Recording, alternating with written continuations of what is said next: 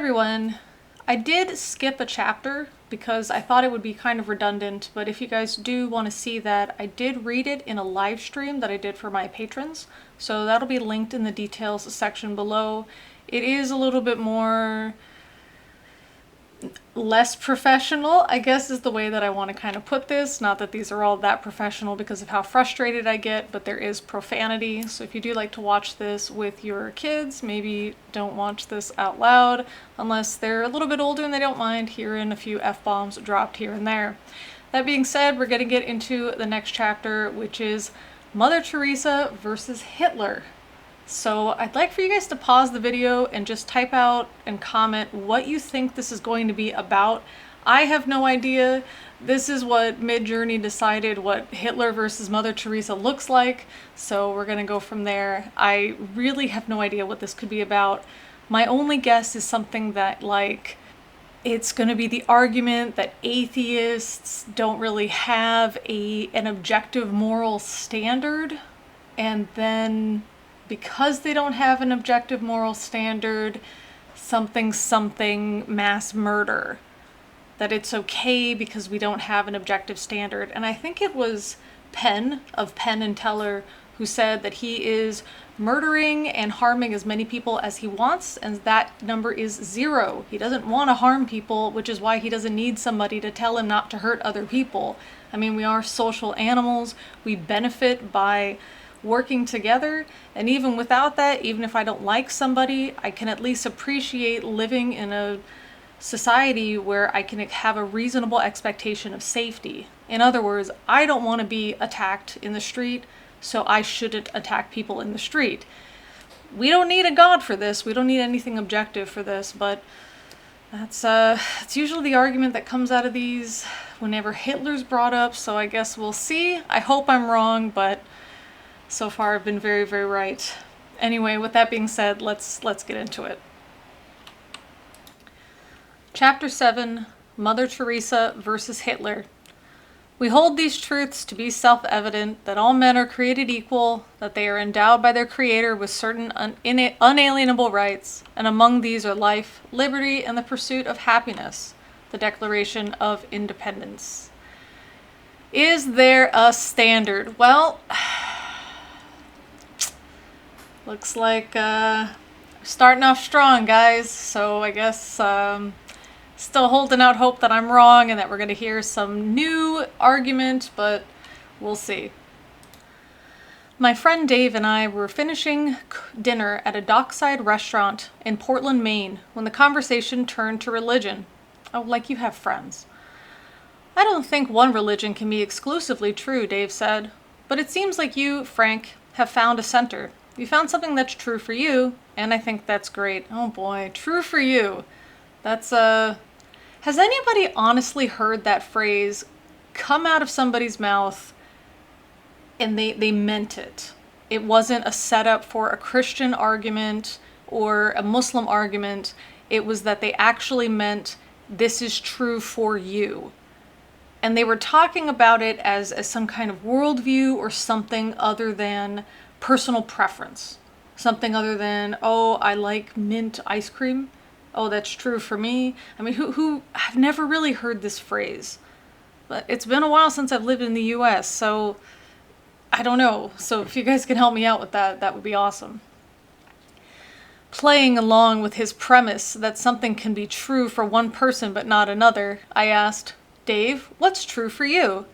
What makes life meaningful for you? I like how this is playing around, you know, like playing along with his premise. This isn't just two friends having a conversation about what drives them.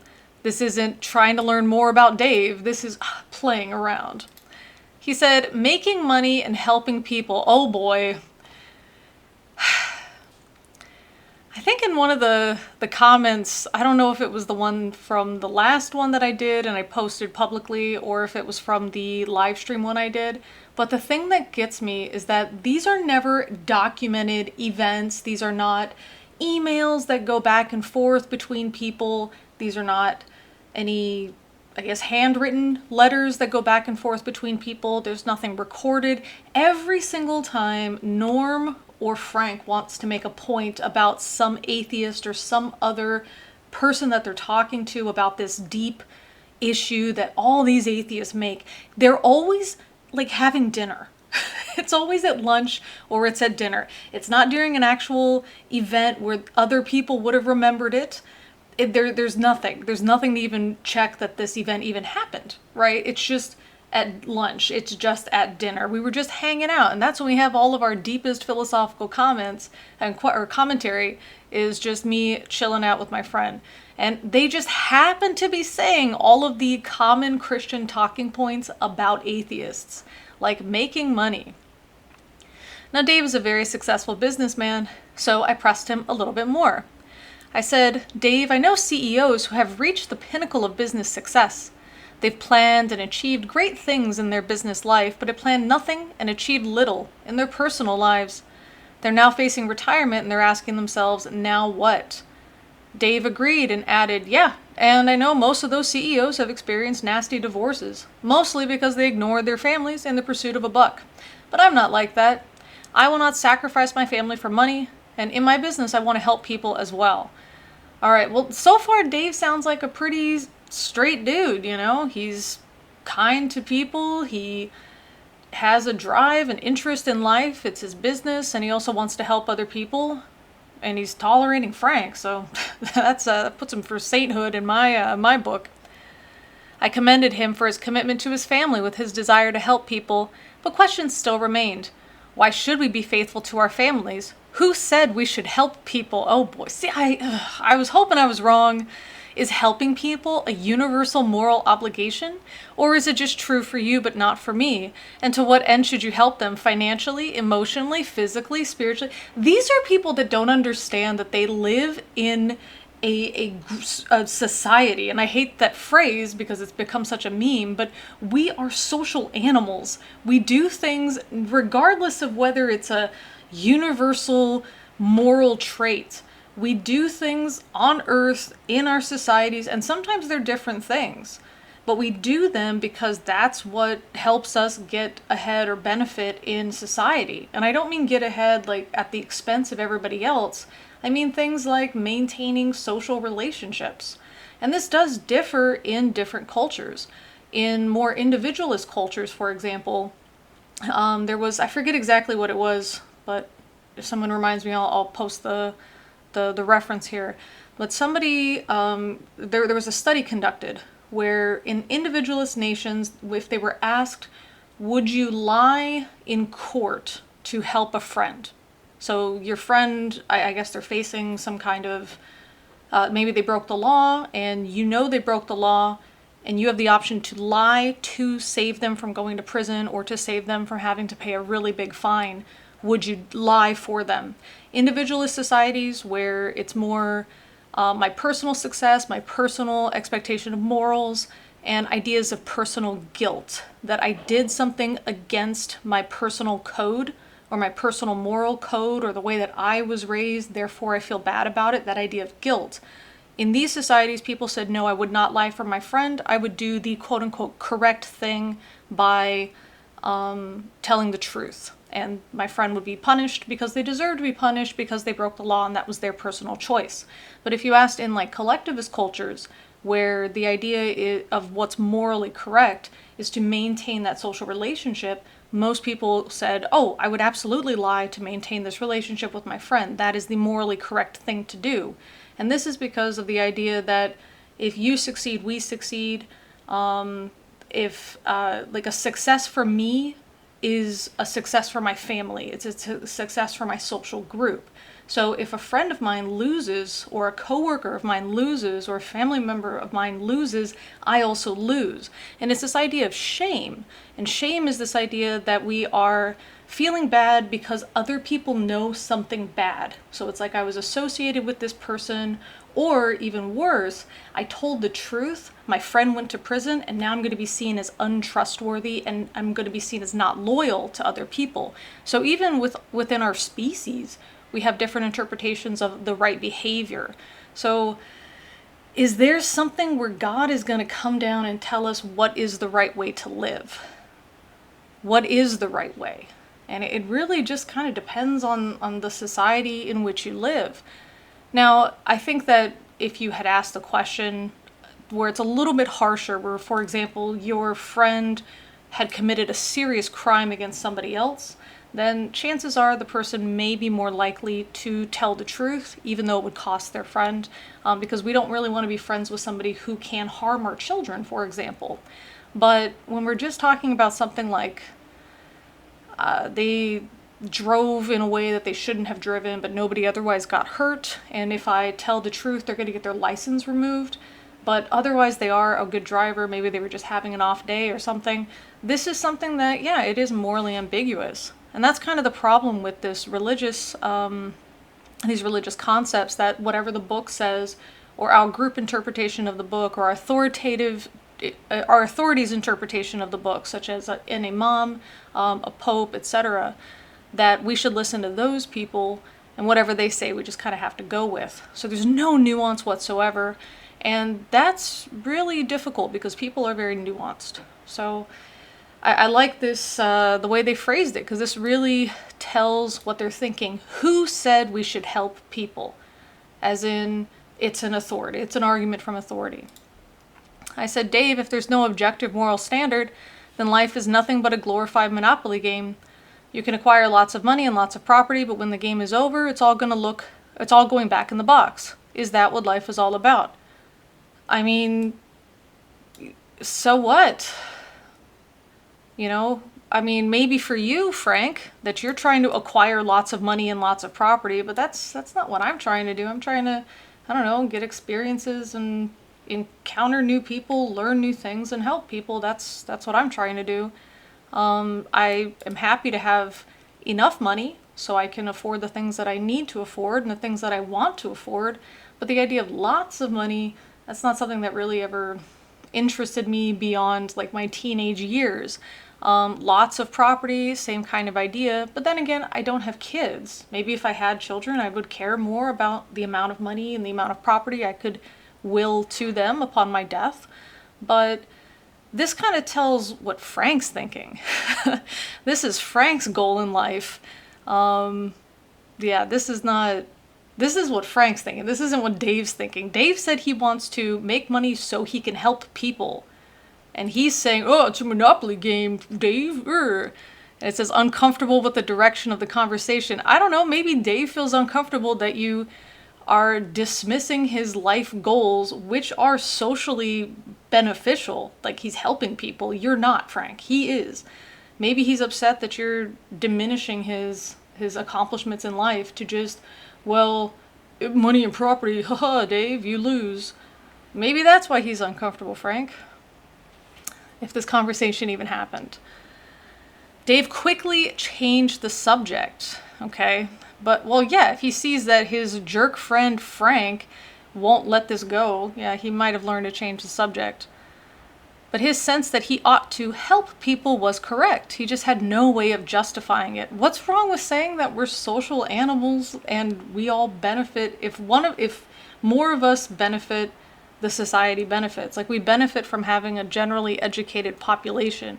We benefit from having a generally healthy population. Every one of us benefits from that. That's why I don't care if some of my money that I make, if some of the taxes go to pay for things like public education. I don't have children. So the idea that I should help out at like a kindergarten or a first grade, that's not something that's directly relevant to me, but I understand that there is a benefit to having an educated population, and so this is why we do it. So this idea that he had no way of justifying it, this again just kind of tells on Frank. It's Frank telling on himself that he's uneducated. He doesn't understand how humans function, really. It reminds me of that Ken Ham debate with Bill Nye where he kept saying, there's a book. And it's like, yeah, maybe you should read a different book. Why did he think that he should help people? Where did he get such an idea? And why do you and I, deep down, agree with him? Well, I am interested if there's any of you that disagree that we should help people. But also, is this going into the idea that even atheists borrow from the Christian worldview because deep in our hearts, every atheist really knows that there's a God? That's my prediction. If you want to pause this, post your prediction, please do. And don't worry about like editing and your original comment. Feel free to just keep posting comments. Doesn't hurt the algorithm. Stop and marinate on that point for a minute. Okay, guys, let's do it. Aren't you just like Dave? Don't you have this deep-seated sense of obligation that we all ought to help people? We all do. Why? And why do most human beings seem to have the same intuitive sense that they ought to do good and shun evil? Well, Frank, have you heard of the bystander effect? For those of you guys that aren't sure what that is, the bystander effect is basically this idea that yes, we can agree in general that we should help people. And if it's just like one person who comes across somebody, such as a person maybe in the middle of the night, you see somebody and they look injured, they look maybe unconscious, and there's nobody else on the street, it's really late at night, you would probably check their pulse, you would probably call emergency services, and you'd probably wait with them until the emergency services arrived, because you don't expect that anybody else is going to help this person. But as the number of people around, the bystanders, as they increase, so too does the bystander effect. It's this idea that if nobody else is helping, maybe there's a reason for that I'm not sure of. Maybe this person's like just a drunk and everybody knows they're a drunk, and I would be making a mountain out of a molehill. Maybe they're not actually injured, they're just passed out drunk. Or it's also this idea that, yeah, I can see that maybe they need help, maybe they need CPR, but I'm not a medical professional. I don't know if I could do it. I'm sure somebody else, and I've really got to get to where I need to go. I have to meet somebody. I'm on my way to work. Do I really have time to just stop and help? So I'm sure somebody else with more credentials who has more time, I'm sure somebody else will stop. And the problem is, if we all think that, then the injured person doesn't get any help. So this idea that we have a deep-seated obligation that we ought to help people, this isn't actually true when there's a lot of people around. Sorry, sorry, Frank. What a shocker. You don't really understand the research. Behind the answers to those questions is more evidence for the theistic God. The evidence is not scientific. Excuse me, I just... Okay. But moral in nature. Sir, this is a Wendy's. Yes, it is scientific. We've not only studied it, but we understand why it happens. And this is one of the few things that we've seen happen in different cultures. So this isn't just, oh, it's happening in a Western culture, but when we try to apply it to cultures outside of the West, it doesn't happen. This isn't like that. This happens everywhere. Like the laws of logic and mathematics, this evidence is non-material, but it's just as real. No, this is just a lie. This is just Frank being ignorant. One of the beautiful things about ChatGPT, and we use this in the live stream where I read the missing chapter from this series. There were a few quotes that we weren't really sure where they were from, but we heard them a few times, and so I used ChatGPT to look them up because it's a lot faster. It's sort of like having multiple Google tabs open at the same time, but instead of having to read 20, the ChatGPT reads them for me and then kind of summarizes them. And that's one thing I've been trying to get my students to do, is to try to use the tool for what it's supposed to be used for, as opposed to copying the homework question and then copying the result that comes out. But yeah, this is something that, like, I love ChatGPT because I get to learn stuff. I mean, the fact that I have a phone and I can access just pretty much all the knowledge that we've amassed that's been digitized, that we can just access this. That's awesome. And Frank had this option as well. I mean, when this book was written, yeah, we didn't really have smartphones, but we still had the internet. We still had libraries, of course. So this idea that nobody knows how this happened, it's not material, it's moral, and it's not scientific. We've known about the bystander effect for quite some time. There was a very famous case in the 1970s when this term was coined. So this isn't something that's like brand new that we need ChatGPT for. This is just Frank being lazy. What a shocker. It's because there's a moral law, this is capitalized, that has been written on our hearts. Called it. There it is. In other words, there is a prescription to do good that has been given to all of humanity. Okay. Then why are there so many then why does the bystander effect exist? I'm not even going to talk about like Hitler. I'm not going to talk about people murdering or harming people in other ways or robbing banks or whatever. I'm just going to talk about the bystander effect. If this is true, that we all have it in our hearts to go help other people, then why don't we? How come when we get into large groups, it's rare to find groups of people working together spontaneously? That's a rare find. It's one of those things that you'll see in like a YouTube short, and then a lot of the comments are like, oh, my faith in humanity has been restored. Yeah, because we don't tend to do that. So if we all have this written in our hearts that we all have to do good, and we all have to help people, and we all have to fight injustice, and we all have to fight evil after we've been able to recognize evil, etc., why does the bystander effect exist? That's my question. Some call this moral prescription conscious. Others call it natural law. Who calls it natural law? Still others, like our founding fathers, refer to it as nature's law.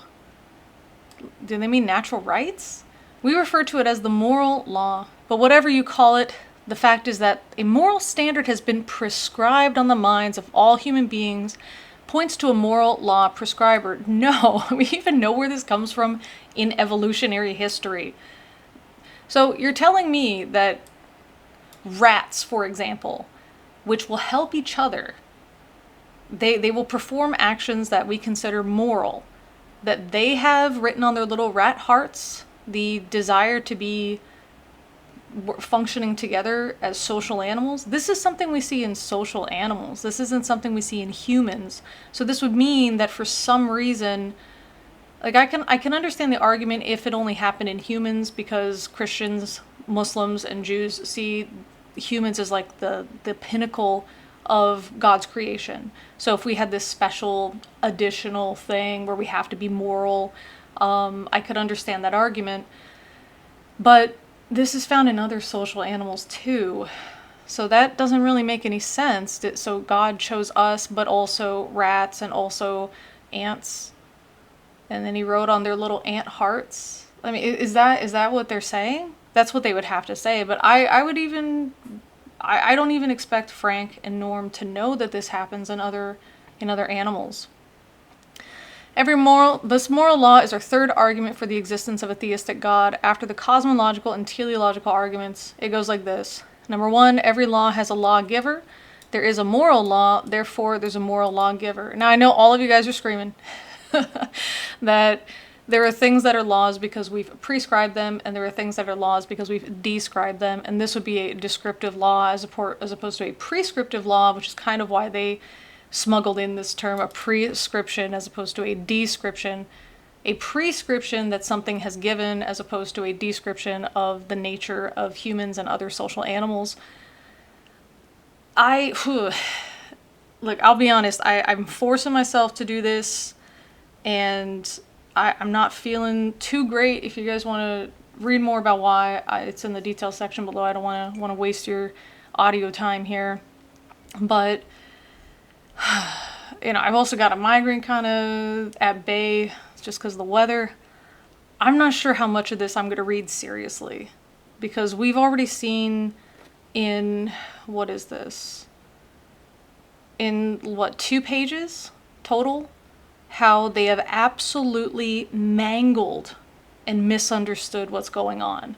They've completely ignored all of the research, and even in this discussion with Dave, which I again don't even know if it even happened, even in this discussion, Frank shows himself to be kind of a dick. He's looking at his friend Dave, and Dave is like, look at this thing I'm passionate about, and Frank reduces it to something that Dave never said, and then says, your worldview kind of sucks because you're going to die, the end. That has nothing to do with what Dave said at all. So even in this probably made up scenario, Frank still doesn't make himself look good or like he's a good listener or that he's making intelligent arguments. He misrepresented it. And this is what, 1, 2, 3, 4, 5, 6, 7, 8. This is an 8 short paragraph little conversation introduction to this chapter. And Frank couldn't even stay on task. He couldn't even figure out what Dave is actually saying, just so he could make his own point. This is not a guy that... He's not worth our time. I hope Dave stopped being his friend, because this is not a guy that's worth our time. You know what I mean? This is like... I put on makeup for this, No, thank you. So we'll see if we can blast through this without me repeating myself too often. All right. If the first and second premises are true, they're not, then the conclusion necessarily follows. Cool, they're already not true. The end. Of course, every law has a lawgiver. There can be no legislation unless there's a legislature. Great. So now we're just making up definitions and just deciding things now. We've decided it's a given law. It's a prescribed law. Just like we decided that ACTG is equivalent to information in thousands of encyclopedias. Okay. Moreover, if there are moral obligations, there must be someone to be obligated to. Yeah, each other. But is it really true that there is a moral law? Our founding fathers thought so. So what? Again, this is an appeal to authority. As Thomas Jefferson wrote in the Declaration of Independence, nature's law is self-evident. You don't use reason to discover it, you just know it. Yeah, but the cool thing about science is you can still learn about it, which is what they did.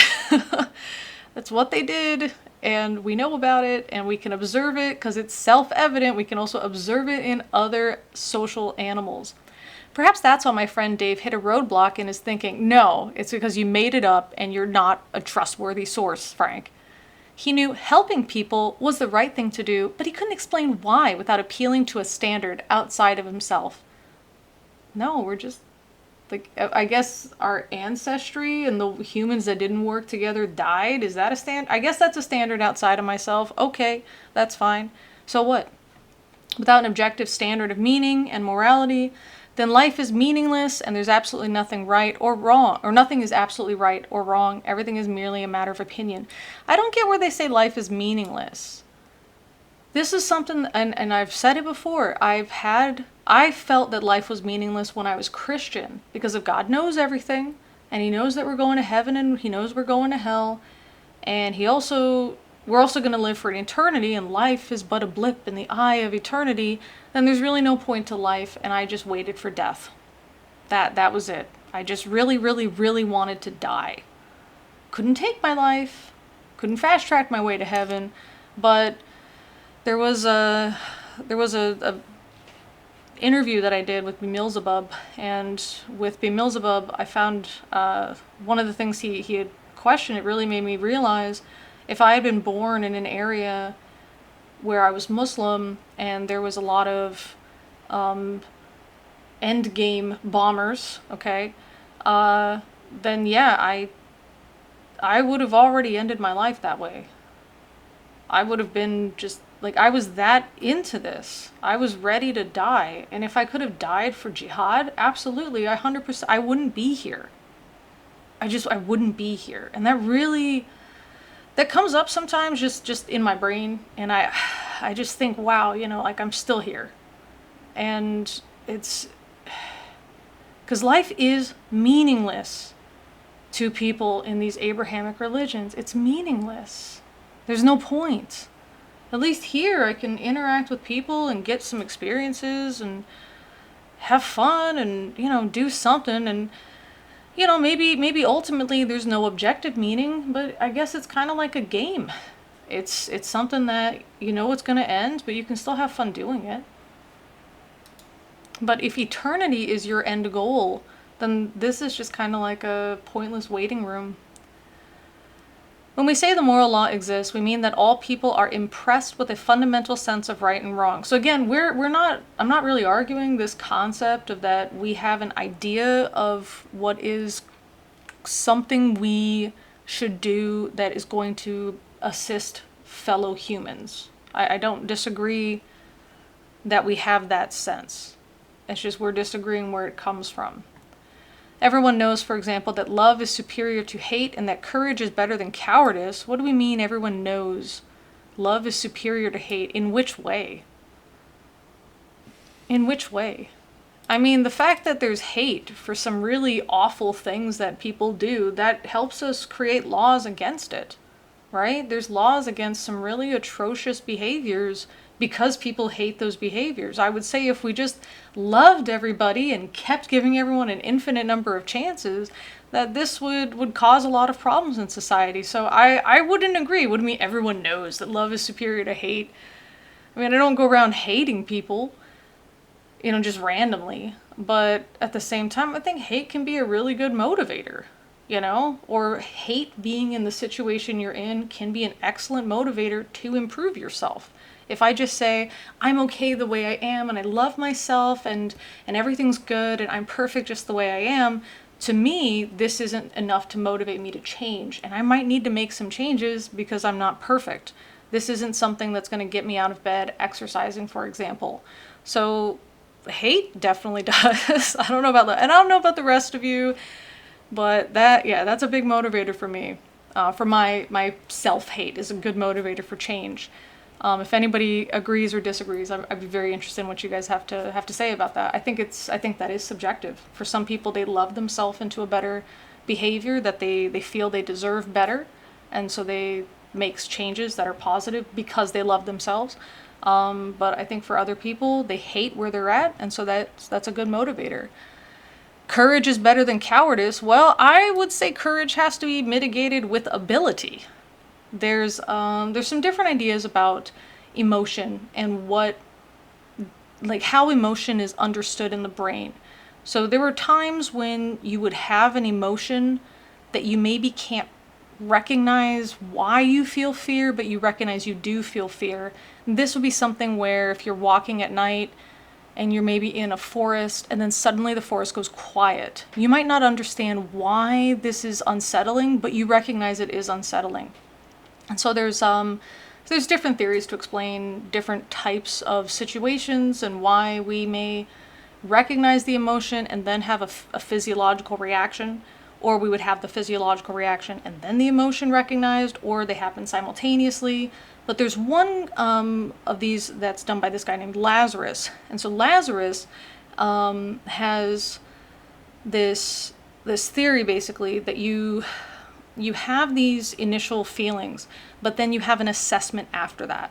And so you can assess if it's either a danger or if it's going to be like a challenge. And that's basically your understanding of, am I able to overcome what I think is the threat? So if the threat is something like somebody following me at night, and I think that I'm able to overcome this, then yeah, courage is going to work. And this person who could be, I don't know, a serial killer, I might be able to tackle this person and bring them to justice. And it looks like it was someone who was just going to attack you, but actually this person is a really, bad person that we were trying to get, congratulations. Yeah, courage is better than cowardice in that sense. But if it's some other person who's, let's say, my sex and my height and my general build, or my weight, let's not say my musculature, but my weight. So if it's a woman who's also my height and weight, but who doesn't have the musculature that I do and doesn't have the military experience that I have, this isn't a person who's necessarily going to be able to fight off an attacker. This is a person where cowardice, like running away so they can, I don't know, not die, that's going to be far better. I mean, that's one of the things you learn in self-defense as well. You don't disarm somebody with a handgun unless you have absolutely no choice. The way that you avoid getting shot is to run away. Like you just do, okay? You can't be a hero, more than once, right? If you die. And the other problem is that's assuming that you have the ability to be the hero in that case anyway. So I wouldn't say courage is better than cowardice. I would say it depends on the situation, which is what these guys refuse to accept, because God is right at all times. And so if they have to admit that there were times when hate might be a better motivator for making legislation against really heinous crimes, or that cowardice might be a better option for somebody who isn't physically capable of defending themselves so they don't die, they run away. If they have to admit that, then this means that God isn't the same yesterday, today, and tomorrow, and that he has prescribed something for our hearts, right? University of Texas at Austin professor Jay Budzinski writes, sorry if I messed up that name, everyone knows certain principles. There is no land where murder is a virtue and gratitude vice.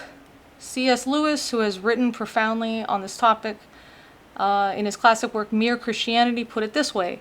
Think of a country where people were admired for running away in battle, or where a man felt proud of double-crossing all the people who have been kindest to him. You might as well try to imagine a country where 2 and 2 made 5. This is something that is actually pretty equivalent to the, oh, well, the universe is so big and it works so perfectly, there must be a creator. This is one of those, I can't imagine it, therefore it's not true. In other words, everyone knows there are absolute moral obligations. No, there's not. I just explained cases where hate would be better than love, and cowardice would be better than quote unquote courage. Because courage can be stupid. It can be brave, but it can be stupid.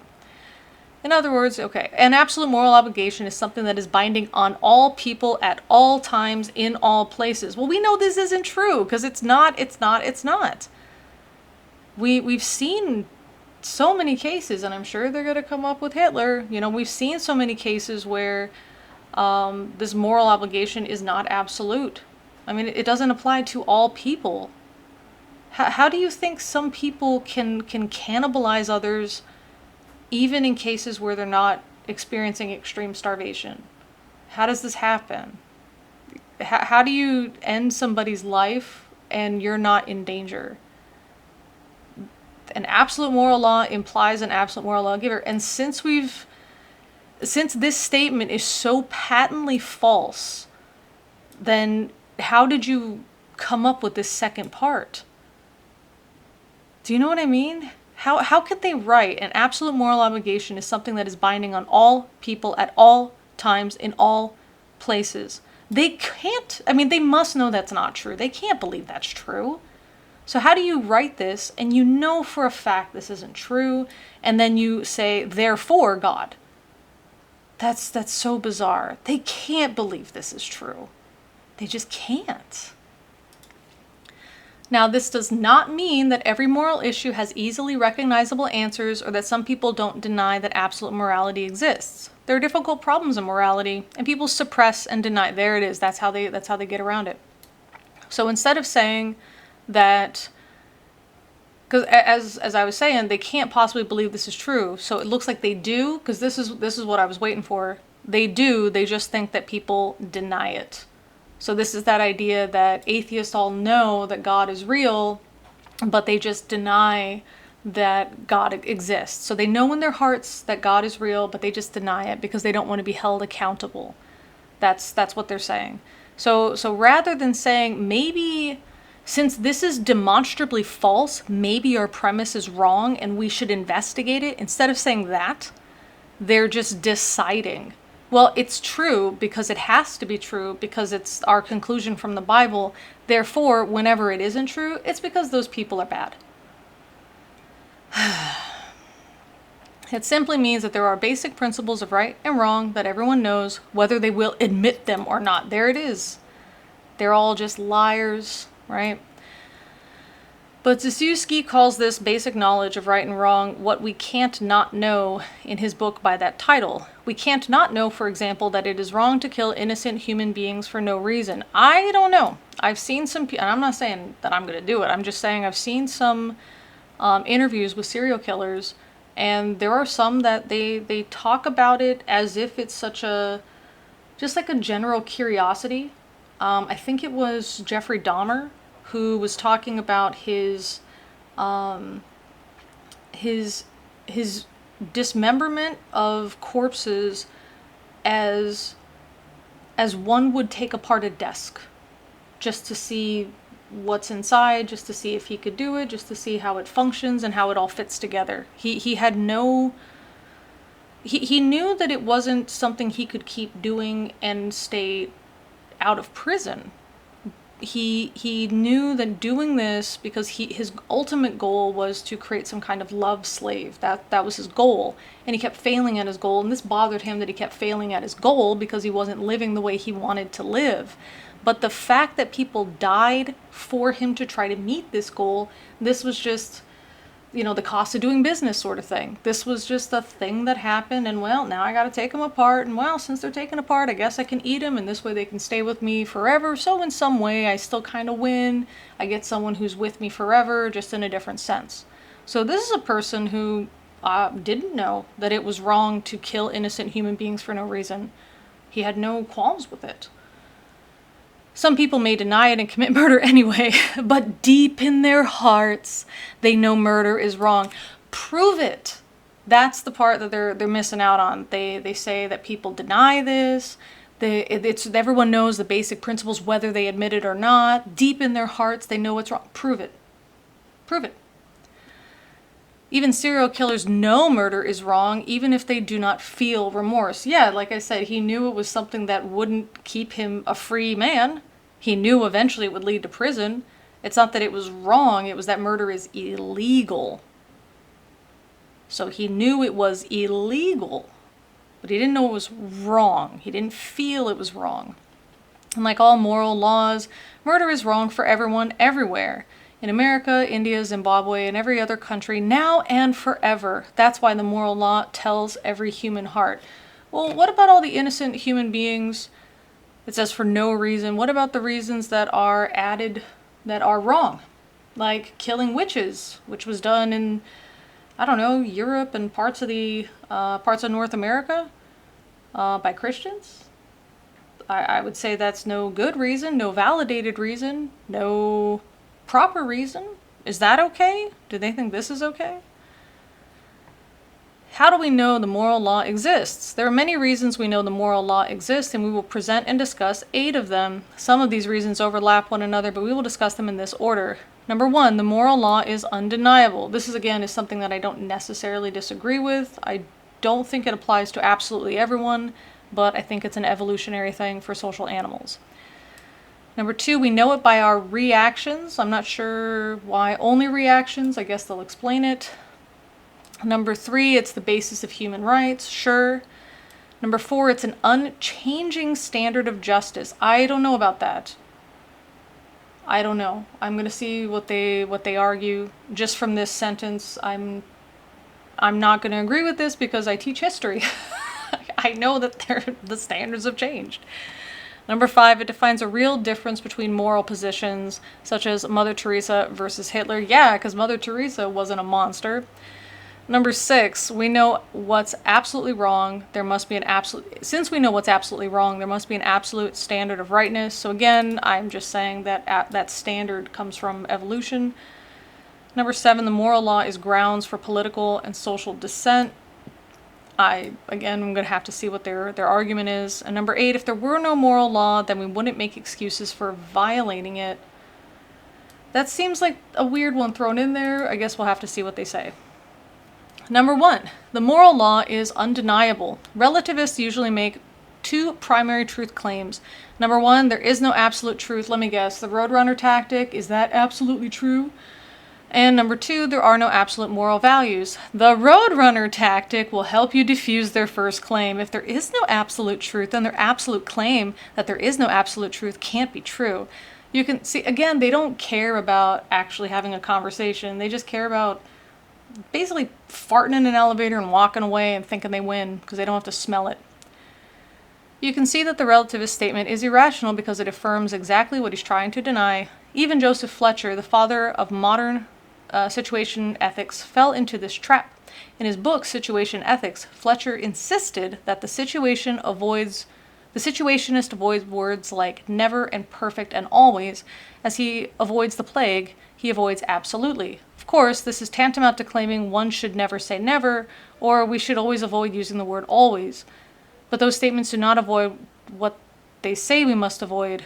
Relativists are absolutely sure there are no absolutes. So again, this is something that they just think everybody else is stupid, as opposed to, this seems like it doesn't make sense. Can I ask you to elaborate? Maybe I'm not understanding exactly what you mean. Like absolute truth, absolute values are also undeniable. While the claim there are no absolute values is not self-defeating, the existence of absolute values is practically undeniable. For the person who denies all values, values his right to deny them. Okay, what absolute values? Such as what absolute values? Exactly. What do they mention? I mean, a value is something that is definitely cultural. It's like a way that we kind of measure success in a culture, and that's clearly different in so many cultures. So what do we mean that there are absolute values? It's practically undeniable. What do we mean by that? Are we talking about meeting Maslow's hierarchy of needs? But even still, we meet them in different ways, right? We make friends in different ways. We value friendships in different ways. We make romantic partners in different ways, and we value them in different ways in different cultures. So what does he mean? This was illustrated clearly a number of years ago when I, Norm, was speaking to a group of affluent, well-educated Chicago suburbanites. Let me guess, they're doing this after a class or speech or some other kind of public event. They all wanted to talk privately, and so they went out for coffee or lunch or dinner or drinks, but Norm didn't get beer. Okay. So he was speaking to these groups, to this group. After I suggested there are such things as objective moral values to which we have an obligation, one lady stood and protested loudly. There are no real values. It's all a matter of taste or opinion. Really? She just stands up and then yells. And let me guess, Norm, you replied and everyone was stunned. Oh my gosh. And then they all clapped. Right, Norm? I resisted the temptation to make my point by shouting, "Sit down and shut up, you egghead. Who wants to hear your opinion?"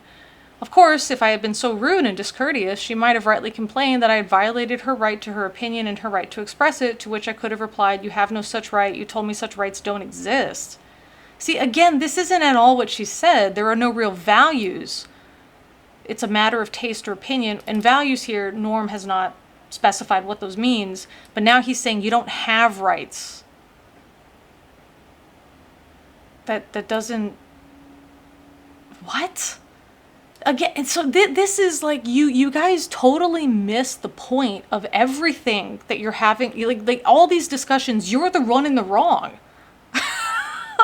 How do they not see that they're the ones in the wrong with these discussions, that they're the ones who don't get it, they're the ones being jerks, they're the ones being blowhards, and they're the ones totally missing the point? How do they not see this? I mean, how many times has this happened reading this book? How do they not see this? Oh my goodness. Oh my goodness. Her complaint would have proved that she actually did believe in a real absolute value. She valued her right. So wait, what is a value? Things we like? Things we prefer? Norm, you didn't define it. What do you mean by values? She valued her right to say there are no absolute values. No, she didn't say that. She says there's no real values. It's all a matter of taste or opinion. So we could say objective values or something, I guess, because you didn't talk with her. You just kind of resisted the temptation to be a dick. That's it. He didn't actually make an argument. There's no end to this. There's no ending to this discussion. It's just Norm having a conversation in his head where he wins the debate.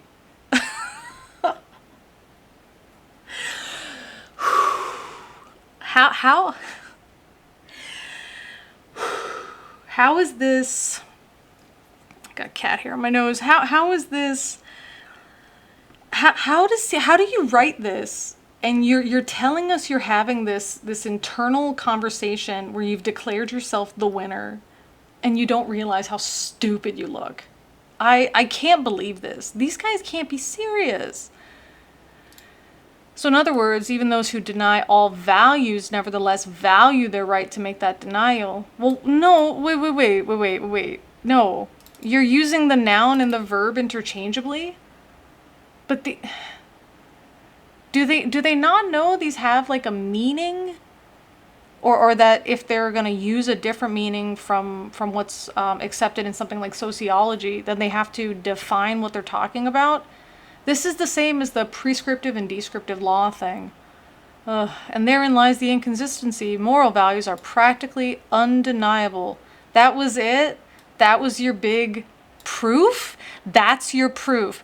The moral law is undeniable because one time this lady yelled something, and after not defining our word, we are telling you that we got it right. It's undeniable. And then not even it's undeniable, it says they're practically undeniable. So they are deniable. That's what practically undeniable means. They are deniable in some case. So wait. So we go from the moral law is undeniable, and then no proof, nothing. This is a mental conversation that Norm is having because he didn't bother with any kind of definition. And then moral values most of the time are undeniable. Wow. That was worse than I could have predicted. That was really bad. Wow. Wow, guys. Wow. Number 2, our reactions help us discover the moral law, right from wrong. In the above scenario, the lady's reaction would have reminded her there were absolute moral values. Ugh. A professor at the same major university in Indiana gave one of his relativistic students the same experience not long ago. The professor, who was teaching a class in ethics, assigned a term paper to his students. He told the students to write on any ethical topic of their choice, requiring each student only to properly back up his or her thesis with reasons and documentation. One student, an atheist, wrote eloquently on the topic of moral relativism. How does he know the student's an atheist? I've known 2 students ever, that I know their religious belief or lack thereof. That's it. Just 2. Ever. Because we don't talk about this in class. Even if we talk about stuff like religion, we have to talk about when religion showed up and what events happened and because of religious, beliefs and those sorts of things. But none of my students start off with saying something like, well, excuse me, Miss Lemon, I'm an atheist, and this is what I believe. Excuse me, Miss Lemon, I'm a Buddhist, and so nobody does this. So I'm wondering, how does he know that the student's an atheist anyway? Or does it just fit the narrative?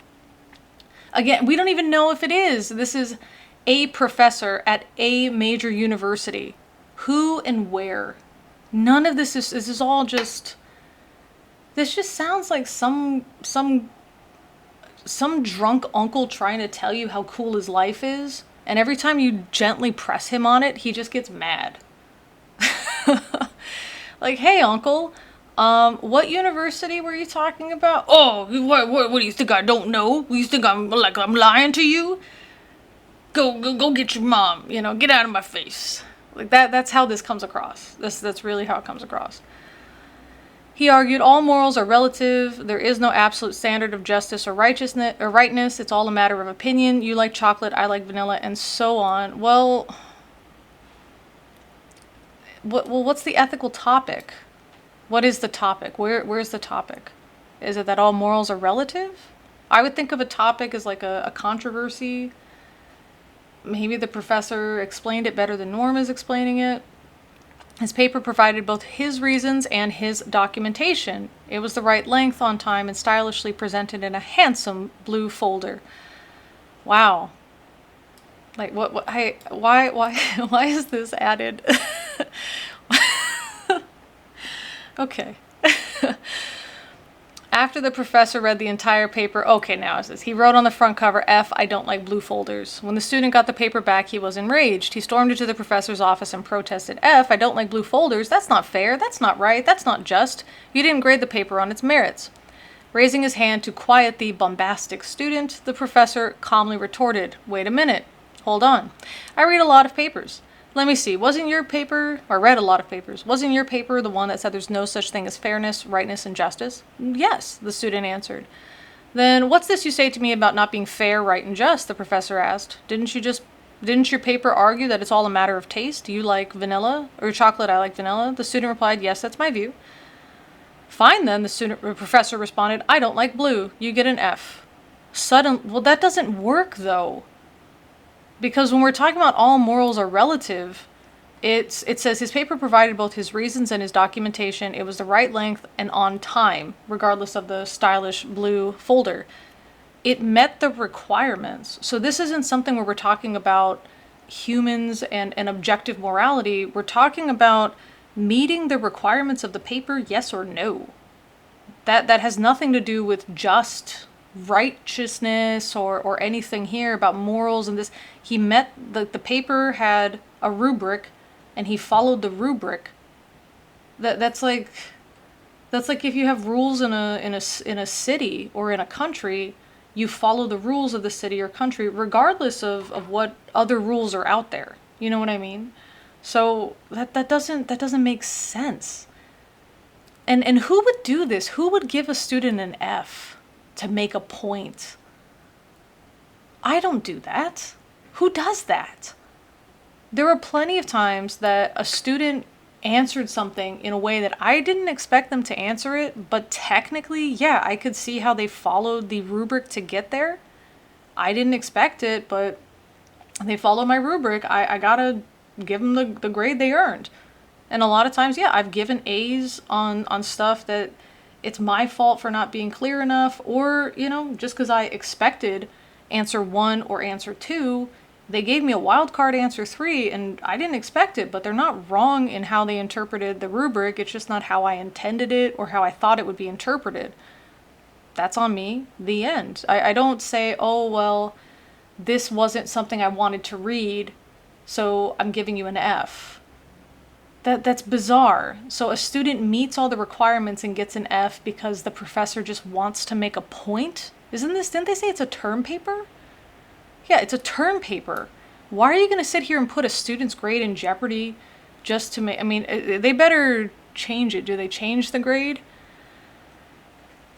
The moral of the story. Yeah, see, it's a story, right? This is what we're really saying. This is what we're saying. Come on. Is that there are absolute morals. And if you really want to get relativists to admit it, all you have to do is treat them unfairly. Their reactions will reveal the moral law written on their hearts and minds. Here the student realized there is an objective standard of rightness by how he reacted to the professor's treatment of him.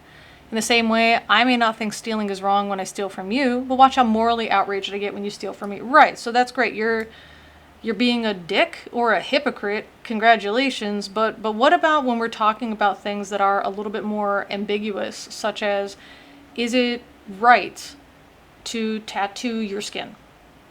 That's something that has a lot of different opinions on it. Some people think it is morally wrong to do so because you're damaging the temple that God gave you.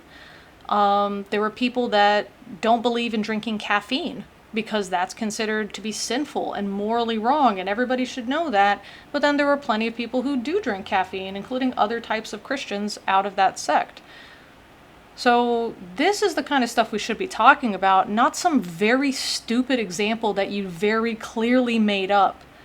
And again, this person, the professor who's supposed to be the one doing the gotcha moment, the authors here fail to see that they're the ones being wrong, that they're missing the point and everything. Like they how do they not see this? They really think they're doing the Z snap, Our reactions also indicate that relativism is ultimately unlivable. People may claim they are relativists, but they don't want their spouses, for example, to live like sexual relativists. They don't want their spouse. Maybe you should engage them on what they're actually trying to discuss, instead of hearing something, misunderstanding what they believe, and then running off with it. Maybe you should actually have a discussion with them. How about that? Nearly every male relativist expects his wife to live as if adultery were absolutely wrong, would react quite negatively if she lived out relativism by committing adultery. This is a hypocrite. This isn't relativism. Like, if you really are a relativist where this works for me and my partner, even though it may not work for you, then you both agree that, like, you're in an open relationship, or that you are, like, polyamorous or something, which, they're not the same thing, but this would allow for both to not be monogamous, right? You wouldn't say, well, I get to be this way, but you don't. That's not how it works. Who's arguing this? How do you not know? Like, how do you argue? How do you write a book That's the part. Like, I can understand how you don't know what you're talking about. I can understand how you have an argument about something you don't know that you're talking about, and that's why you're having an argument, because you don't know why you're mad, because you don't understand the argument well enough, right? But I don't understand how you have the arrogance to write a book about something that you're totally ignorant about. And even if you think there are a few relativists who wouldn't object to adultery, do you think they would accept the morality of murder or rape if someone wanted to kill or rape them? Of course not. Relativism contradicts our reactions and our comment. That's not what I mean, even I mean, who said that's? Oh my God. Reactions help us identify right and wrong as a nation. When Muslim terrorists flew our planes into our buildings with our innocent loved ones in them, our emotional reaction fit the immensity of the crime. Our reaction reinforced the truth that the act was absolutely wrong. Really? Because I remember some people saying, what did the U.S. expect, considering all of the things that it's done in West Asia? What did the U.S. expect, considering all of its interference in the Muslim world? That's something I remember that people said during 9/11. So it wasn't that everyone had like a single reaction. Are they? Do they just like only interact with 2 or 3 people? They just really don't. Do they not understand that everybody else has a different reaction? Some may say, but bin Laden and his fellow criminals thought the act was morally right. I didn't even have to go there. I just said, you're wrong in this memory, that everybody reacted the same way. That's partially because they were not on the receiving end of the crime. How do you think bin Laden would have reacted if we had flown his planes into his buildings with his innocent loved ones in them? That's the argument about 9/11, is that this kept happening in places like Afghanistan. That the U.S. shouldn't have been there, and that Western cultures shouldn't have been there, that they were interfering. And I'm not saying either this is right or wrong, I'm just saying this is what the argument was. That these people came in, they changed things, they took things from the country, they used it for what they wanted to use it for, they took things like opium, they took things like oil, they took things like whatever else they wanted to take. And this was a way to pay back. This was a way to say, hey, you're doing this to us. We don't like it. How would you feel if we did this to you? And that's why they did it. That is the argument. So he would have immediately known that such an act was undeniably wrong. Maybe he would have been just as ignorant as you, that you didn't know this was part of a bigger, longer chain of events. Do the authors really think that bin Laden and his fellow group of buddies just decided arbitrarily one day to do this? Does he really not like this if these guys knew that this is actually part of a longer, like a chess game in a sense, that this isn't just the opening move, this is part of a, like, in the middle of a chess game, would they still argue that this was that this was like a singular thing, or that this would have been hypocritical if bin Laden, because he's talking about bin Laden hypothetically if he would have experienced this negative stuff, which means he doesn't know that this has been a long-standing problem for decades.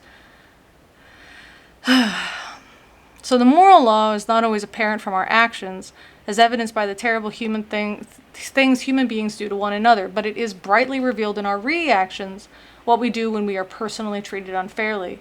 In other words, the moral law is not always a standard by which we treat others, but it is nearly always the standard by which we expect others to treat us. That's great. Maybe like when Christians get to experience what it's like when they have to encounter religious displays that they don't like. Like when which I don't remember if it's the Satanic Temple or the Church of Satan or whatever, but they do a lot of these like nativity protests where they make satanic versions of the nativity, or satanic versions of like a Christmas message or something like that. Christians are like, well, wait a minute, no, we don't like this, you know. And they argue constantly, we have a freedom to display our Christian religion. Everyone has freedom of religion because they assume everybody feels the same way, but as soon as another religion gets involved, suddenly they're so upset about it. So yeah, I think this is something that Frank and norm really just, how do they not realize they're telling on themselves? So it doesn't describe how we actually behave, but it prescribes how we ought to behave. Without the moral law, and this is something I mentioned, by the way, this idea of like empathy. I don't want it to happen to me, therefore I don't do it to other people. Now what is this under? Our reactions help us discover the moral law. Me not wanting to get murdered, I don't know if I would say that has to come from an outside source, right? I don't want to get robbed. Did God have to tell me that hey, Ms. Lemon, you don't want to get murdered? Did God have to tell me that? Because I don't think so. And so if I could assume, well, wait, I don't want to get murdered, therefore I probably shouldn't murder other people. How is that discovering the objective, outside moral law that comes from God? This is just me saying, I don't want it to happen to me. I don't want to live in a society where this could happen to me. Therefore, I'm going to agree not to do it to other people. Right? So I think this isn't making the point they think it makes.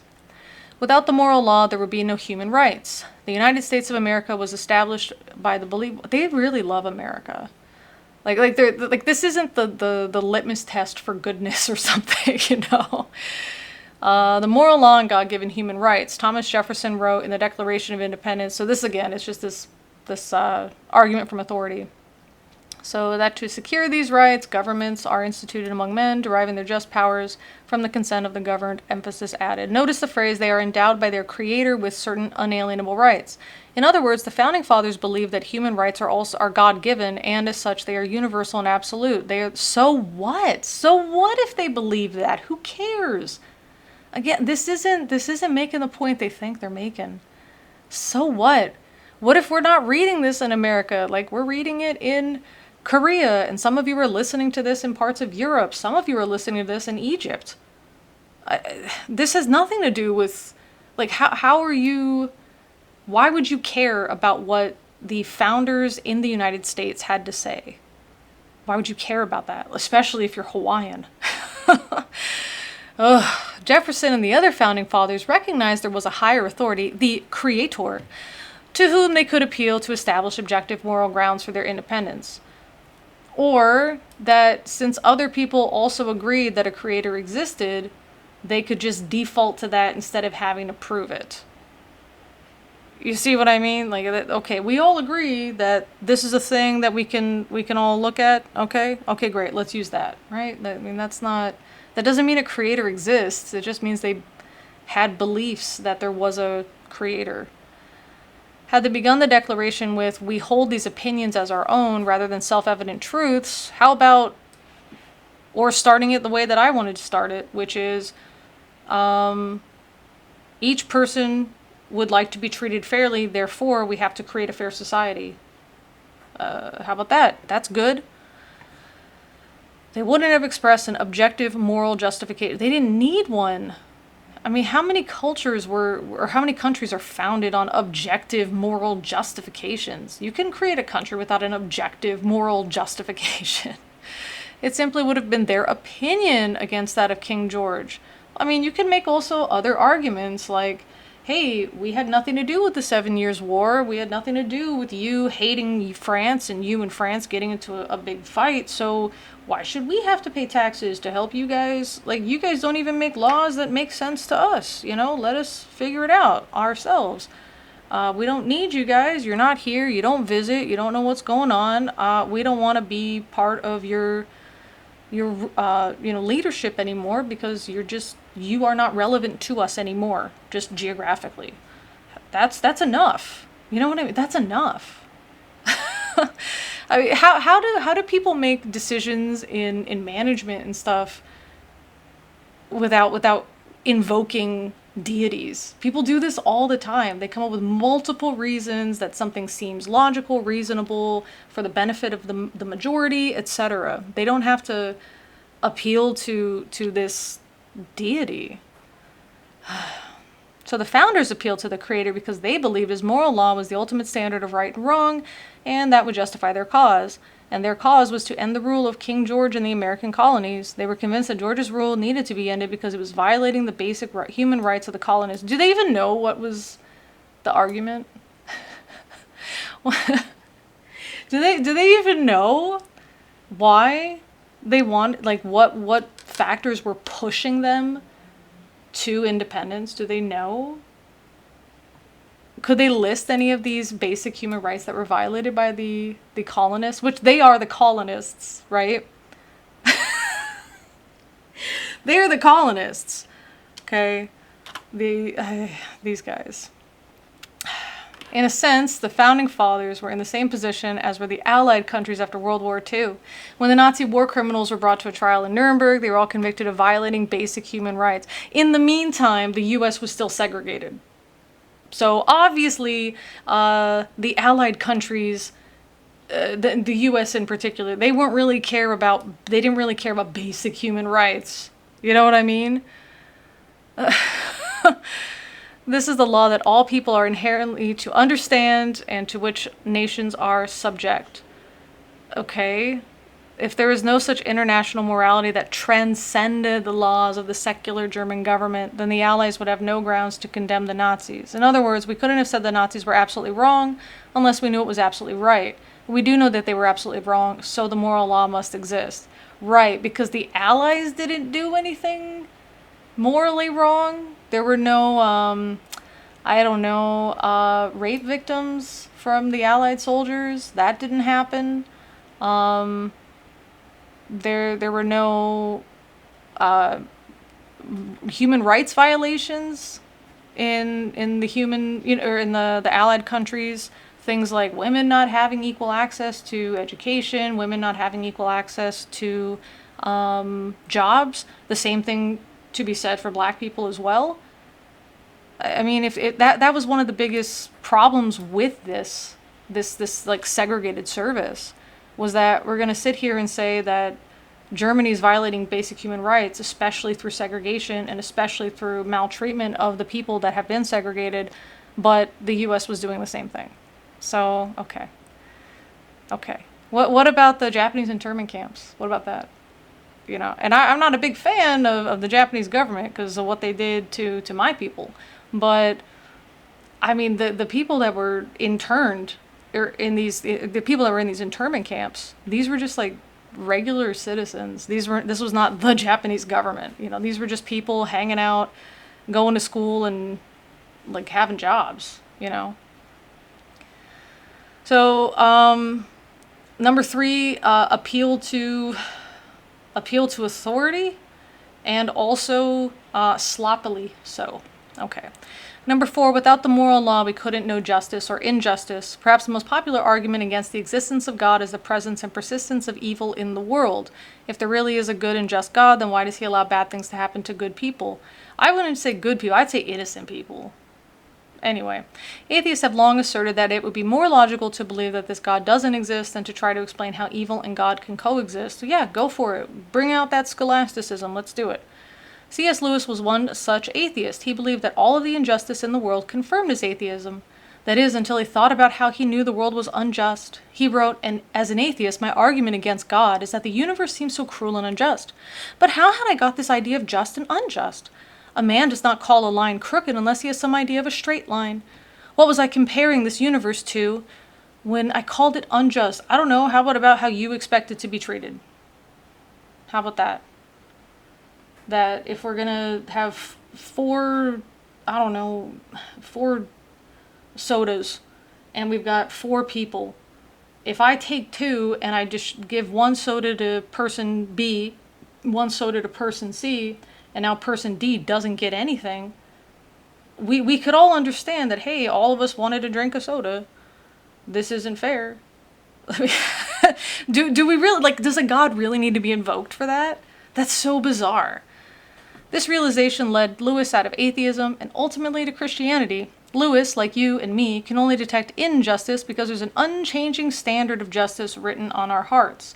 Indeed, you can't know what is evil unless you know what is good. And you can't know what is good unless you know there's an unchanging standard of good outside yourself. Again, I just don't want it to happen to me. That's a pretty good Standard. Without that objective standard, any objection to evil is nothing but your personal opinion. I, Norm, love debating Jewish atheists. Why? Because I've never met a Jewish person who believes that the Holocaust was just a matter of opinion. They all believe it was really wrong, regardless of what one thinks about it. During one such debate with the Jewish atheist, I asked my opponent, on what grounds do you say the Holocaust was wrong? He said, by my own moral feelings. So again, it's one such debate. Was this a debate? Was it an actual debate, or was it just you having a discussion, but you called it a debate because this sounds fancier? I mean, who says by my own benign moral feeling? Who says that? Why not just, because I don't want to be locked up and killed, I can assume that others don't. And so if we're doing something that violates the basic desires of the basic average person to live in a basic free way without being, having harm or, such limitations on like where to live and stuff. If I can assume that most people feel the same way, then I'm not going to enact this on somebody else, and I'm probably going to make laws that support protecting those feelings, right? So again, how do you say I need to invoke a deity so I can say that the Holocaust was wrong? I mean, what's wrong with you, Norm? What is wrong with you? You couldn't argue that gathering people into an area, starving them and killing them, you couldn't argue that was wrong without a God? Really? Really? What else could he say? I don't know anything I've said. Unless he was going to admit there was an objective moral law, but that would mean admitting God. He had no objective grounds to oppose the Holocaust. His opposition carried no more weight than his own personal opinion. But we all know that the moral status of the Holocaust is not just a matter of opinion. Your reaction to a comment on the Holocaust should give you a hint that there's something really wrong with murdering innocent people. After all, you don't have the same reaction to someone who says that meal was wonderful when he also says the Holocaust was wonderful. Yeah, again, so you guys don't, they really don't understand the difference between an opinion that is reasoned versus an opinion that is arbitrary. It doesn't matter if I really enjoyed this dessert. I guess unless I'm the business that created the dessert, then it would matter if a customer enjoyed the dessert. But I mean, it's really just my opinion, They really don't know how to tell those opinions apart without a God. Norm, come on. We'll discuss more about the coexistence of evil and God in Appendix 1. For now, the main point is, if there were no moral law, then we wouldn't be able to detect evil or injustice of any kind. Without justice, injustice is meaningless. Likewise, there's an unchanging standard of good, but there's no such thing as objective evil. But since unless there's a standard of an unchanging standard of good, there is no such thing as objective evil. But since we know evil exists, then so does a moral law. Well, you said evil. You didn't say objective evil, but this is, that's a bizarre way to argue it, that we need evil to know good.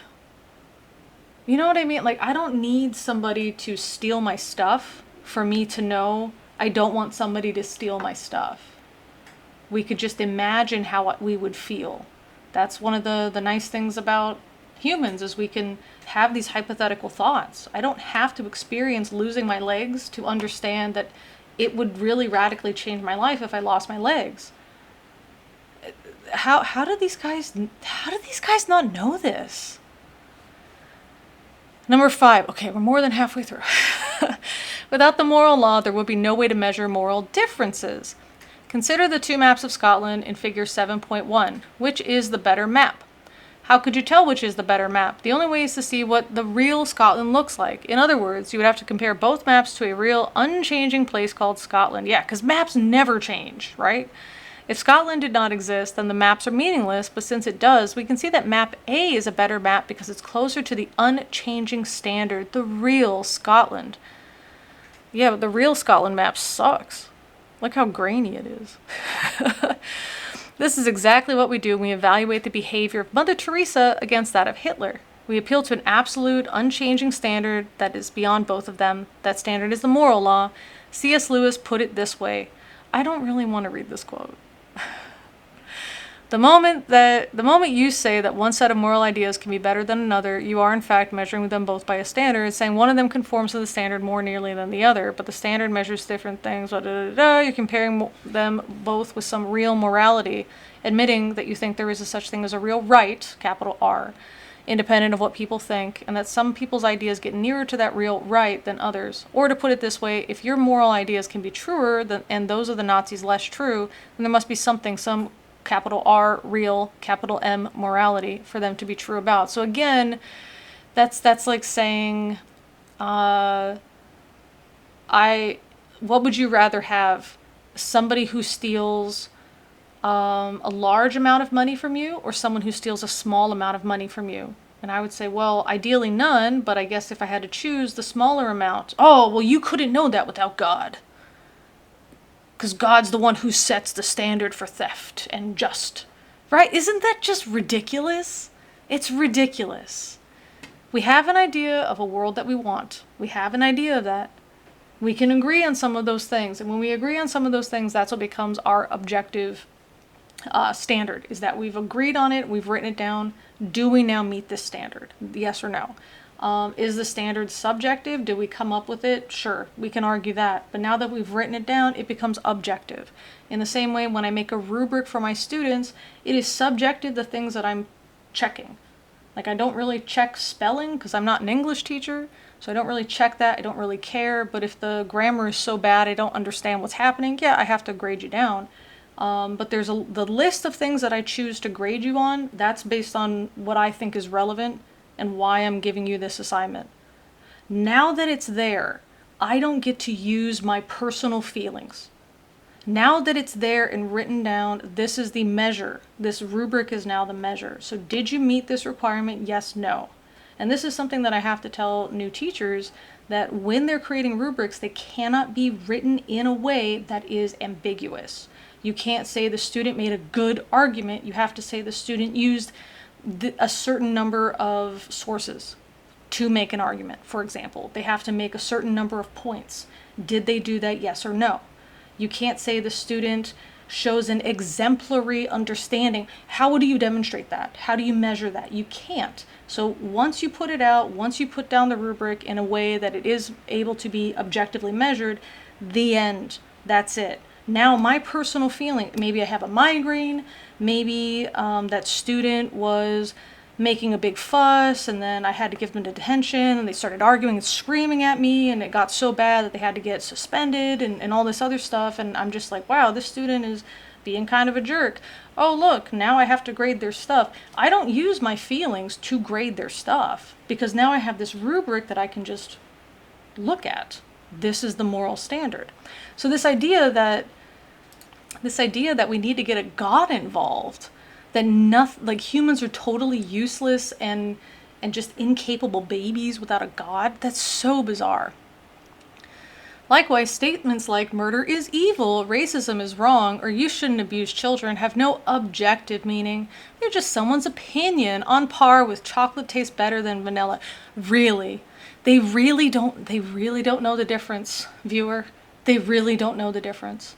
They don't know the difference between an opinion that has a real, tangible, negative outcome versus a benign opinion. They really don't know the difference. They think because both of them say the word opinion, they're the same. Well, I guess I shouldn't be surprised. They think the word theory has the same meaning in everyday English as it does in science, even though they can just look and find the definition. But these guys keep showing off how simple-minded they are. They really do. These are simple guys.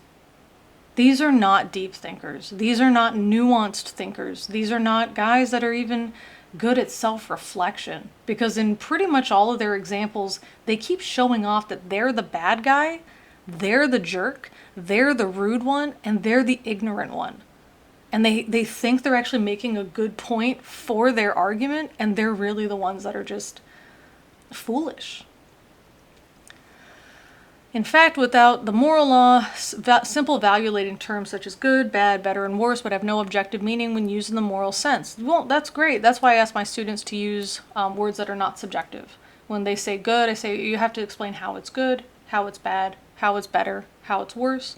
You can't just say that it is better. You have to say that there was an increase in total income in the country or something along those lines. But we know they do have meaning. For example, when we say society is getting better or society is getting worse, we're comparing society to some moral standard beyond ourselves. Yeah, but don't different people have different ideas about that? Some people think society is getting better if we just look at one social concern. We'll just call it social concern A. And let's say this social concern is one that can divide people. It's controversial, especially for people that are religious versus not very religious or not religious. So for this topic A or concept A or topic A, whatever I said, topic A. Some people will look at this in the news and say, oof, society's getting worse. I can't believe we're having to discuss topic A. This is so bizarre that we're even suggesting that topic A could be true and that we should take it seriously. I can't believe our society, it's really going downhill. And some people will look at that headline and say, wow, this is really great that we're having this discussion. Society's really getting better. So what moral standard beyond ourselves? I mean, even in this example, you can't even get people to agree. In short, to believe in moral relativism is to argue that there are no real moral differences between Mother Teresa and Hitler. Well, I mean, Mother Teresa was also a monster. Let's be honest. Freedom and slavery, equality and racism, care and abuse, love and hate, or life and murder. We all know that such conclusions are absurd. Yeah, so maybe if everybody knows that these are absurd, maybe you're misrepresenting them. So moral relativism must be false, or you don't know what you're talking about, but decided to write a book anyway. If moral relativism is false, then an objective moral law exists. Well, that's not necessarily true either, right? Just because something is false, that doesn't mean that this other thing must be true, right? That's one of the problems with the flat earthers. They keep trying to argue against the earth being spherical, but that, even if they can demonstrate the earth is in a sphere, that doesn't demonstrate that the earth is flat. In the same way, if they could demonstrate that moral relativism is false, which they haven't, they just demonstrate they don't know what they're talking about. But if they could demonstrate it's false, they didn't therefore demonstrate that objective moral law exists. They just demonstrated that this thing that they don't understand doesn't pan out. Number 6, without the moral law, you couldn't know what was right or wrong. Yeah, this does seem kind of like it overlaps, right? When Alan Dershowitz, a self-described agnostic, debated Alan Keyes, who is Roman Catholic, in September 2000 on the subject of religion in the public square, Dershowitz was asked by an audience member, what makes something right? Dershowitz praised the question and then said, we know what evil is, we've seen it. As he cited, obviously, see, why do they always get like the worst examples? Why even go to debates? Why not just go to what the research says? And then you could properly cite it, as opposed to this one time there was a debate. So he cited obvious examples of evil, such as the Holocaust and Crusades. And Dershowitz peered out into the audience to raise his voice, and he emphatically declared, I don't know what's right, I know what's wrong. Then he began to almost scold the audience, but I have something else to tell you folks, you don't know what's right. The minute you think you know what's right, the minute you think you have the answer to what's right, you've lost a very precious aspect of growing and developing. I don't expect to ever know precisely what's right, but I expect to devote the rest of my life trying to find that out. And with that, some of the audience applauded. Again, why not just look in the research? Keyes was not given the opportunity to respond to Dershowitz's answer. If he had, he could have unleashed the roadrunner tactic. This is also why I don't really care for debates, because simple-minded people like Turek and Geisler, who are impressed by the roadrunner tactic, will therefore think that this person made a good point, even though all they did was show that they don't understand what's the nuance of what's being discussed. They didn't make a point. They just made themselves look foolish, but they think they made themselves look good, and some people are confused enough to agree. That's why I don't like debates. I prefer research. But that would require them to read and pay attention to anything. So namely by asking Dershowitz, well, how do you know what's wrong unless you know what's right? Indeed, you cannot know that 5 is the wrong answer to 2 plus 2 unless you have some idea of what the right answer is. In the same way, Dershowitz can't know what's morally wrong unless he has some idea of what's morally right. During the debate, Dershowitz had no problem railing against the things he thought were morally wrong, like anti-sodomy laws, anti-abortion laws, racism, slavery, the moral code of the Boy Scouts, mixing church and state, etc. But in claiming certain things are wrong, he was, by default, affirming that certain things are right. Okay, let's just go with that he's affirming that certain things are right, such as a safe legal abortion should be considered a right. Let's assume that's what he was saying. That would mean that he's saying this is right. But you, Norm, and you, Frank, would disagree with this. And you would say, no. These are totally wrong. The anti-abortion law is right. Where Dershowitz is saying the anti-abortion law is not right. Isn't this just defeating your own argument? Every negation implies an affirmation. To say that restricting abortion is wrong than negation, Dershowitz must know that women have a moral right to abortion. Yeah, but this is something that Norm and Frank would disagree with. But without the moral law, Dershowitz can't justify that or any other moral position on his own. It's just his own opinion. Okay, so they're going to argue that the moral law states that that women shouldn't have access to abortion? I don't know. It's also the height of error and arrogance to claim that no one in the audience knows what's right. Okay, great. So you gave an example of someone who sucks. Why not give an example of somebody who knows what they're talking about? How about that? So Christians are often criticized for stating they have the truth, but here Dershowitz is saying that he has the truth, and that he has the truth that no one else has the truth. In order to know that no one has the truth, Dershowitz would have to have the truth himself. Okay, so a group of Christians are criticized. Well, yeah, Dershowitz is acting like an idiot if that's what really happened, because I can't even trust that these guys are representing this debate accurately. If that's what really happened, yeah, he's being a dick. So what? You like, there's so much research on the topic. Why do you pick one idiot? Because it confirms what you want to believe. Or because it's handy. Maybe that's why they just don't want to read. Some relativists are famous for this kind of self-defeating arrogance. They claim there is no truth, but then they make truth claims of their own. Yeah, kind of like saying that no one knows the mind of God, so let me tell you what he wants us for our life. How about that? They claim they don't know what is right, but then claim their own political causes are right. They deny the moral law in one sentence and assume it in the next. So 7. So again, who cares? What was the topic here? Without the moral law, you couldn't know what is right and wrong. So again, I'm just going to use theft. I don't need somebody else to tell me that I don't want my stuff stolen. That's so bizarre to even suggest that. Without the moral law, there are no moral grounds for political or social dissent. Political liberals like Alan Dershowitz and many in Hollywood, who cares, are famous for their moral opposition to war. Okay, so they like war, anti-abortion laws, anti-sodomy laws, tax cuts, and just about anything of the religious right might support. So they do support war. Okay, we'll just skip over that. The problem for them is that many of them are atheists who thereby have no objective moral grounds for the positions they vocally support. So again, we don't need that. For if there is no moral law, then no. So this is just kind of redundant. Without a moral law, there would be nothing objectively wrong with Christians or Muslims forcibly imposing their religion on atheists. So again, I don't need somebody else to tell me that I don't want someone to force me to live against how I choose to live. That's so stupid that even needs to be stated.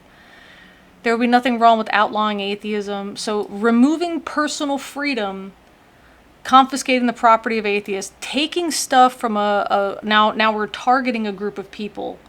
So we're being prejudiced and treating people like second-class citizens.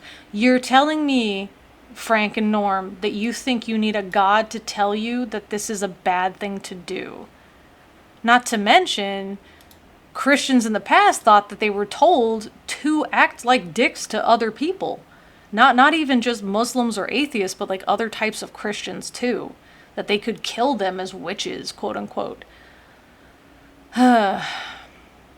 There would be nothing wrong with gay bashing, racism, or imperialistic war. So they're all in favor. So they're saying they're in favor of gay bashing, racism, and imperialistic wars. That's what they're saying. They're in favor of that. Because these are the things that atheists think are wrong, and they can't explain why they're wrong. Therefore, are you serious?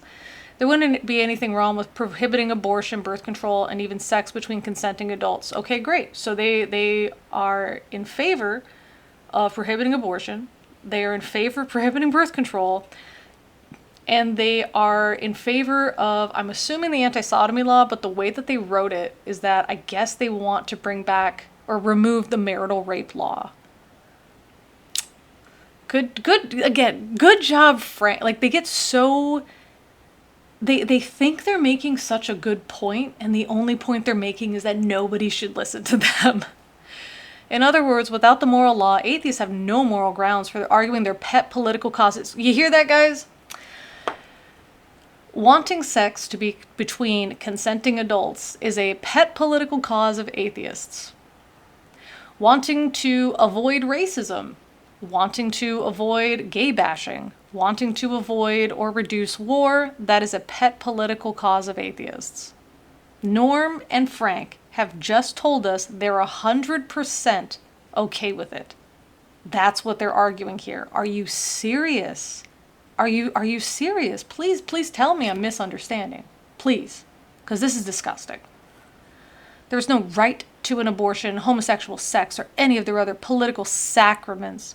Because in a non-theistic world, there are no rights. No, you have no... Oh my gosh. We talked about it. I don't need to go into it again. Calm down, self. Calm down. Unless atheists claim that there is a God and that his moral law condones or commands these activities, then their positions are nothing more than their own subjective preferences. They really think this. They really think that it's okay to rape people unless a God tells them not to. And by what we're reading here, they are telling us that they believe God says it's okay to rape an adult. That it is okay. That's what they're saying, right? Because if atheists are the ones who have a personal opinion that sex should only be between consenting adults, and that if it is between consenting adults, it's not a problem, this means that they think that their God tells them to rape. Which, of course, if you read the Old Testament, yeah. Oh my God. I did not expect this chapter to get this dark. This is really disgusting. This is really disgusting. How can anybody read this and think that Norm and Frank are correct? This is gross. This is gross. I need a second. This is nasty. So they go on to say, no one is under any moral obligation to agree with mere preferences or to allow atheists to legislatively oppose them on the rest of us. So again, they don't want these laws put on them. Okay. The other thing to consider is nobody's asking for a moral obligation to agree with it because it's a personal preference, right?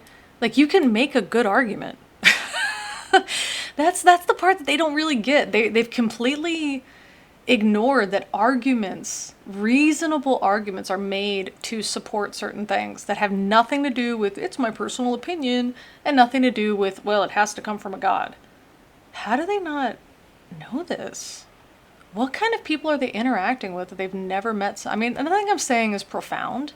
Nothing I'm saying is new or exciting or unique. They must have encountered this before. So by rebelling against the moral law, atheists have, ironically, undermined their grounds for rebelling against anything. Doesn't make sense. Doesn't make sense. They think they thought they did something. It doesn't make sense. In fact, without the moral law, no one has any objective grounds for being for or against anything. Great. So then you just stop doing stuff. The end. But since we all know that issues involving life and liberty are more than mere preferences, that they involve real moral rights, and the moral law exists. Again, I agree there's a concept of morality that exists, but I disagree that it has to come from an outside source as opposed to just our ancestors that work together. Number 8, if there were no moral law, then we wouldn't make excuses for violating it. This one I'm interested in. Did you ever notice that people make excuses for immoral behavior? I don't know, I'm drinking caffeine. Making excuses is a tacit admission that the moral law exists. Why make excuses if no behavior is actually immoral? Well, I don't know what they're going to say, but it's probably to maybe explain to, not make excuses for, but to explain to people like you, the authors, that this actually doesn't, like, that their sense of morality doesn't line up with the author's sense of morality. Therefore, it's okay. And the author's just like, ugh, you're making an excuse. So I don't think they're making an excuse. I don't know. Let's just read it. But that's what I would guess, you know. Like, oh, why are you two men holding hands and saying you love each other? Oh, because we do. Oh, well, blah, blah, blah, blah, blah. Why would you say that? Well, I mean, you're free to believe what you want, man, but we don't believe the same thing. And then Norm and Frank would be like, oh, they're making excuses. That's what I'm guessing. Even the number one virtue of our largely immoral culture, tolerance, reveals the moral law because tolerance itself is a moral principle. If there is no moral law, then why should anyone be tolerant?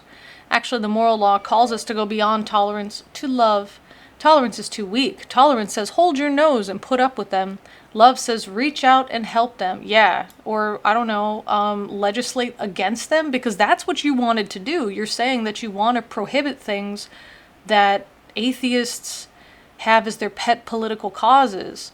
Is that reaching out to help them? But again, they're going to say, oh, we're really helping them because we're helping them go to heaven. That's what we're helping with.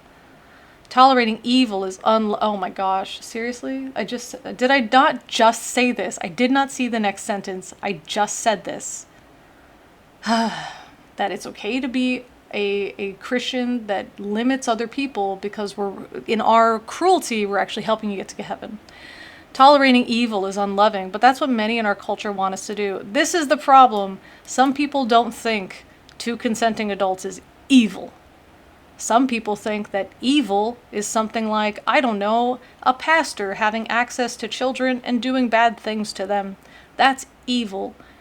That's evil. A televangelist manipulating people's religious beliefs to get money out of somebody who's living on Social Security to the point that that person is now living in poverty. I would say that's evil. But, you know, I guess that's okay because they're Christian, right? Moreover, the plea to be tolerant is a tacit admission that the behavior to be tolerated is wrong. What? It's an admission that the behavior to be tolerated is wrong. So when people are saying tolerate having somebody of a different race work with you, or somebody that's of a different, like if you're a man and then now women are allowed into the university and you should tolerate that because we're saying get over yourself and just tolerate it nobody's forcing you to like it, but tolerate it if you don't like it. Saying that is a tacit admission that the behavior is wrong. It's wrong. Because that's what they want. They want this to be true. They do. Because they're the ones being asked to be tolerant of people who have different beliefs. And they think that other people having different beliefs is them being wrong, evil, and destined to hell. So anytime somebody asks them to tolerate somebody else, it's because that behavior is bad. This is it. This is their argument. This is disgusting. This is it. Oh my goodness. I could not have predicted this. This is disgusting. You don't need to plead with people to tolerate good behavior, only bad.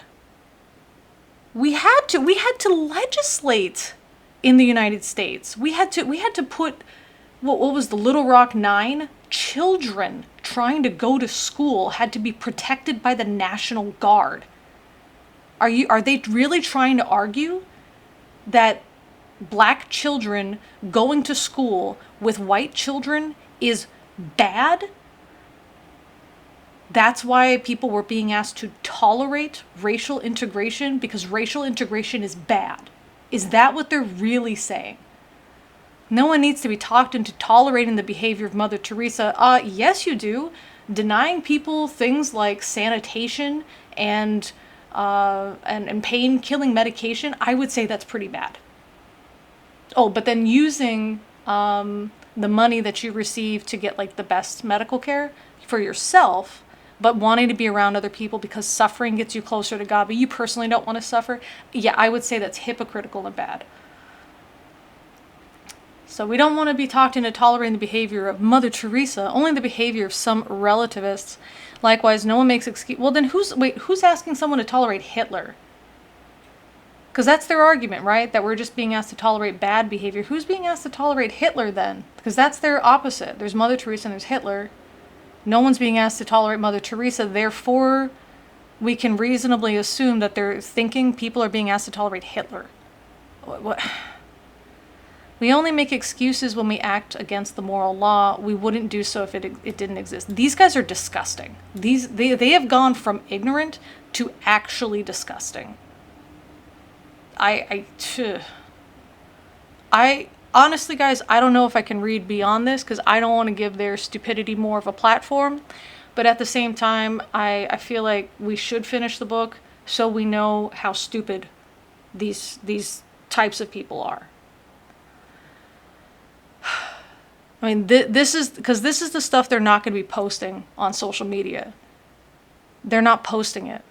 Because what they're thinking is, oh, I got to tolerate gay marriage. They're not thinking about when people were asked to tolerate racial integration or women being allowed into the workforce. They're not thinking about that. But because they're very ignorant to history, as they've demonstrated multiple times, and they're very allergic to research, which they've demonstrated multiple times, because of that, this is what they came out to say. I mean, even without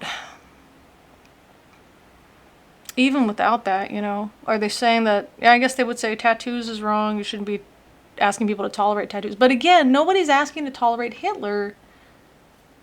This is dumb. They're just dumb. Well, guys, with 12 pages left in this chapter, we're going to go ahead and just rate it for next time. I would really like to know what you guys thought about this, especially towards the end. Not the end as in like the last 5 minutes, but the end as in the last 5 points or so that were being made.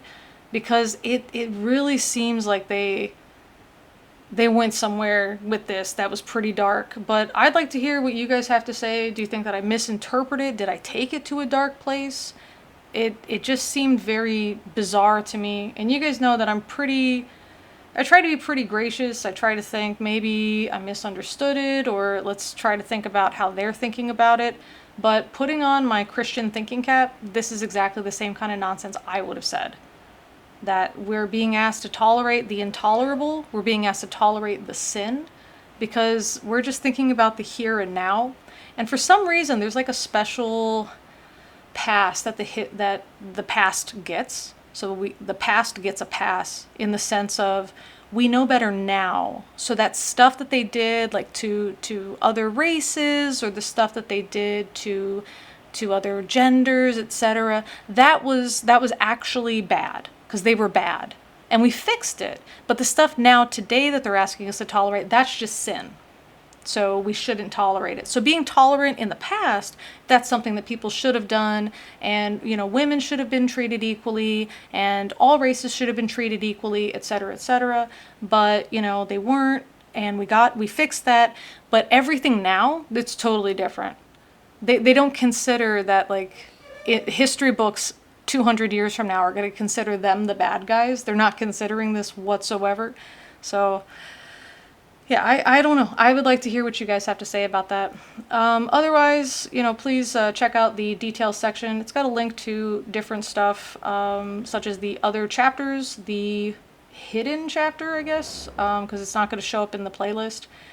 Just updates on what's going on lately, and also a bunch of links so you can access different things like Discord, my Twitter and Instagram accounts, but also things like Patreon as well. And so on Patreon, we have a group live stream that we do once a month for paid members, and I finally made that tier so you can be added as a person who just pays $1 a month, and you can put a limit, but you have to put the limit. So Patreon doesn't put the limit on itself. So once you get the limit on there, it's just $1 a month. So if I upload 10 videos, you only have to pay $1. So it's pretty cool. And you can also join as a free member and just get some updates as well. With that being said, love to hear your opinion on this because this was a wild one. But otherwise, as always, thanks for listening. Krampus says, thanks for putting up with this nonsense.